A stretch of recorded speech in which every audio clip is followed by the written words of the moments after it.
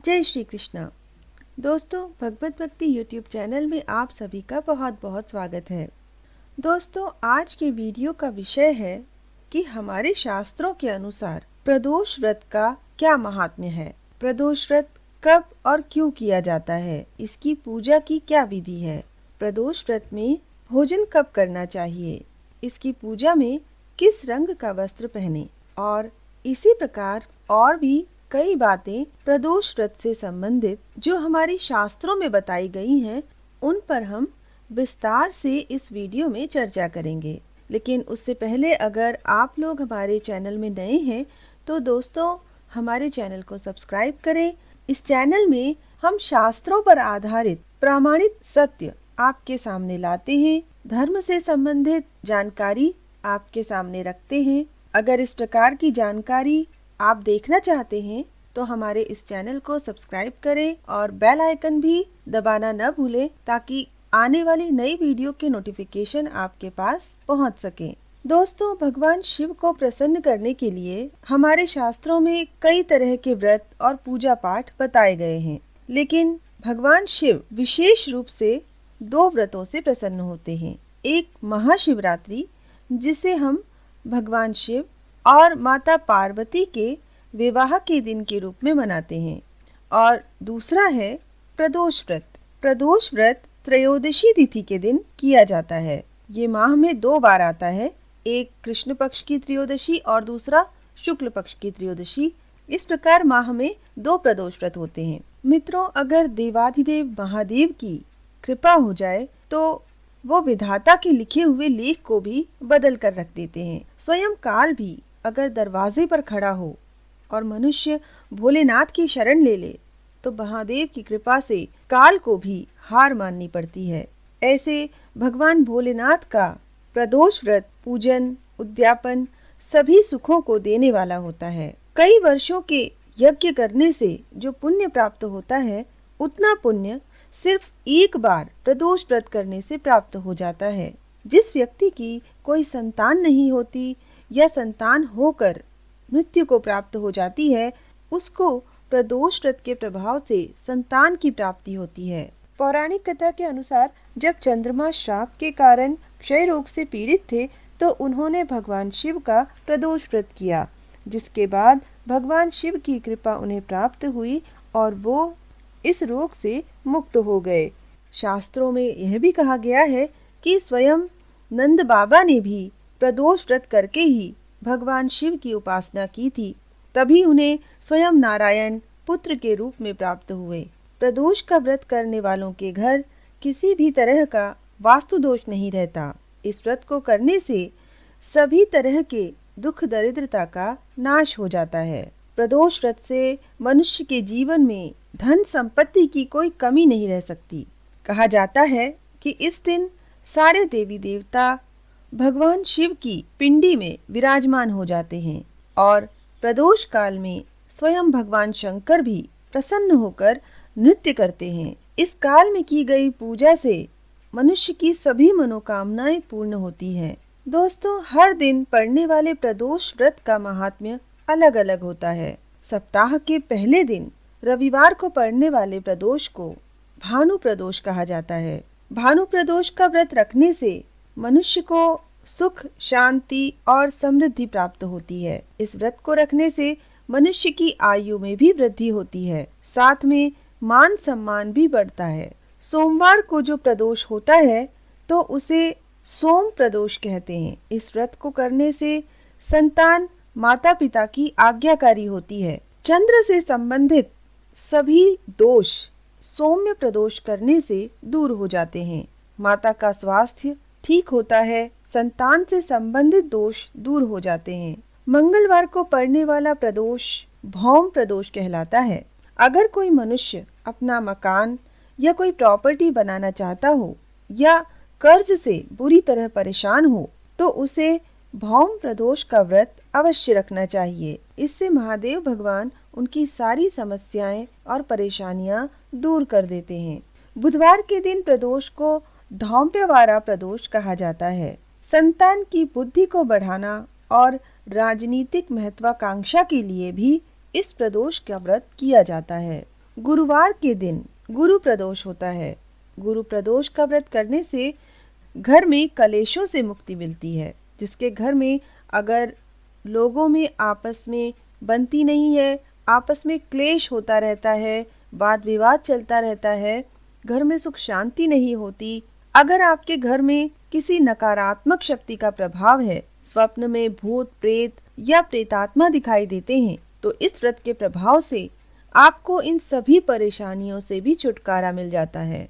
शुक्रवार के दिन जो प्रदोष होता है उसे भृगु प्रदोष कहते हैं। घर की सुख समृद्धि बढ़ाने वाला और घर के पुरुषों की आयु बढ़ाने वाला यह प्रदोष का व्रत है। शनिवार के दिन शनि प्रदोष होता है जो संतान प्राप्ति कराने वाला होता है। अगर किसी मनुष्य की संतान को नौकरी संबंधी कोई परेशानी हो तो वो भी इस प्रदोष से दूर हो जाती है। तो दोस्तों, इस प्रकार हर एक दिन पड़ने वाले प्रदोष व्रत की महिमा अलग अलग है, उनकी विशेषताएं अलग अलग हैं, उनका प्रभाव भी अलग अलग है। अगर आपको प्रदोष व्रत प्रारंभ करना है तो आपकी जो मनोकामना हो उसी से संबंधित प्रदोष व्रत से आप व्रत का प्रारंभ कर सकते हैं। वैसे आप प्रदोष व्रत किसी भी प्रदोष से प्रारंभ कर सकते हैं। प्रदोष के दिन भगवान शिव की पूजा किस प्रकार करनी चाहिए, अब मैं इसका वर्णन करूंगी। पूजा करने के लिए प्रदोषो रजनी मुखम के अनुसार सायंकाल के बाद और रात्रि आने से पूर्व दोनों के बीच का जो समय है उसे प्रदोष कहते हैं। व्रत करने वाले को इसी समय भगवान शंकर का पूजन करना चाहिए। प्रदोष करने वाले को त्रयोदशी के दिन भर भोजन नहीं करना चाहिए। शाम के समय जब सूर्यास्त में 3 घड़ी का समय शेष रह जाए तब स्नानादि कर्मों से निवृत्त होकर श्वेत वस्त्र धारण करें। प्रदोष के व्रत में सिर्फ सफेद वस्त्र पहनने का ही विधान है। स्नान करने के उपरांत गाय के गोबर से पूजा के स्थान को लीप लें। फिर आटे से अष्टकमल का फूल बनाकर उसके ऊपर चौका स्थापित करें। इस चौके के ऊपर सफेद कपड़ा बिछाकर उस पर शिवलिंग की स्थापना करें। आप किसी भी शिवलिंग को ले सकते हैं। अगर आपके घर नर्मदेश्वर शिवलिंग है तो बहुत अच्छी बात है, लेकिन अगर वो नहीं है तो भी आप पत्थर का, मिट्टी का बनाकर शिवलिंग ले सकते हैं। व्रत के दिन पवित्र आचरण रखें। मन ही मन भगवान शिव के मंत्रों का जाप करते रहें। ओम नमः शिवाय, इस मंत्र का जाप परम पुण्यमयी और फलदायी होता है। भगवान शिव की पूजा करने के लिए सारी सामग्री एक साथ वहां रख लें, जिससे आप आराम से बैठकर पूजा कर सकें। बीच में आपको उठना न पड़े। ध्यान रहे, भगवान शिव की पूजा में बीच में उठने से महादेव भगवान रुष्ट होते हैं और मनुष्य का धन संपत्ति नष्ट होकर उसे दरिद्रता भोगनी पड़ती है। इसलिए पूजा के लिए आवश्यक सभी सामग्रियों को पहले ही पूजा के स्थान में रख लें। आचमन करके यथा योग्य आसन ग्रहण करें। शुद्ध बुद्धि वाला मनुष्य आसन पर बैठकर भस्म से त्रिपुंड लगाए। त्रिपुंड से जप, तप और दान सफल होता है। भस्म के अभाव में त्रिपुंड का साधन जल इत्यादि बताया गया है। फिर मनुष्य रुद्राक्ष धारण करे और भगवान शिव की आराधना करे। पूजा के प्रारंभ में भगवान गणेश का सिंदूर आदि उपचारों के द्वारा पूजन करे। ओम गणपतये नमः ऐसा मंत्र बोलते हुए कार्तिकेय सहित गणेश जी का भक्ति के साथ पूजन करना चाहिए। उन्हें बारंबार नमस्कार करें। तत्पश्चात गिरिजा नंदिनी उमा की पूजा करें। चंदन, कुमकुम तथा धूप दीप आदि से शिवा का पूजन करके नमस्कार करने के पश्चात भगवान शिव की पूजा प्रारंभ करें। भगवान शिव का आवाहन करके सांबाय सदाशिवाय नमः आसनम समर्पयामि बोलकर आसन समर्पित करें। शिवलिंग को प्रसन्नता और भक्ति के साथ पंचामृत अर्थात दूध, दही, घी, चीनी और शहद इन 5 द्रव्यों से स्नान कराएं। फिर शुद्ध जल से स्नान कराकर सुगंधित चंदन का भगवान को लेप लगाएं। सुगंधित जल से उनके ऊपर जलधारा गिराकर अभिषेक करें। फिर वस्त्र से शिवलिंग को अच्छी तरह पोंछकर भगवान शिव को तिल, जौ, गेहूं, मूंग और उड़द अर्पित करें। भगवान को पुष्प अर्पित करें। 5 मुख वाले परमात्मा शिव को कमल, शतपत्र, शंख पुष्प, कुश पुष्प, धतूरा, मंदार, द्रोण पुष्प, तुलसी की मंजरी और बेलपत्र चढ़ाकर भगवान शिव की विशेष पूजा करें। मित्रों, तुलसी की एक मंजरी को भी अगर भगवान शिव को समर्पित किया जाए तो उसका पुण्य लाखों बेलपत्रों से भी बढ़कर होता है। शास्त्रों के अनुसार सभी वस्तुओं का अभाव होने पर भी सिर्फ बेलपत्र ही अर्पित करें तो भी भगवान शिव की पूजा सफल होती है। फिर धूप, दीप और अर्घ्य दें। अर्घ्य चढ़ाते समय आप इस मंत्र को भी बोल सकते हैं। रूपम देहि यशो देहि भोगम देहि च शंकर भुक्ति मुक्ति फलम देहि ग्रहीत्वार्ध्यम नमोस्तुते। अर्थात, हे प्रभु, आपको नमस्कार है। आप इस अर्घ्य को स्वीकार करके मुझे रूप दीजिए, यश दीजिए, भोग दीजिए और भोग और मोक्ष रूपी फल प्रदान कीजिए। इसके बाद भगवान शिव को उत्तम नैवेद्य अर्पित करें। नैवेद्य के पश्चात प्रेम पूर्वक तांबूल बनाकर शिव को समर्पित करें। 5 बत्ती की आरती बनाकर भगवान को दिखाएं। तत्पश्चात नाना प्रकार के स्तोत्रों द्वारा प्रेम पूर्वक भगवान की स्तुति करें। दोस्तों, अगर आपको पूजन का कोई भी मंत्र नहीं आता तो आप ओम नमः शिवाय का जाप कर सकते हैं।